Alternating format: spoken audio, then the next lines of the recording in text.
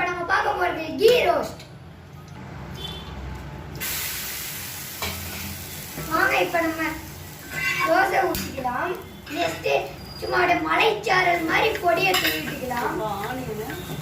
அதுக்கப்புறம் ஆனியன் கொஞ்சம் தூவிட்டுக்கலாம். ஆனியனை வந்து நம்ம தேய்ச்சிட்டு தோசை ஊற்றிட்டோம்னா ரொம்ப அருமையாக வரும். கீ கொஞ்சம் அப்படியே சைடில் ஸ்ப்ரெட் பண்ணி போட்டுக்கலாம். இந்த தோசை மாவு ரொம்ப அருமையாக இருக்குங்க. என் பையனுக்கு ரொம்ப பிடிக்கும்.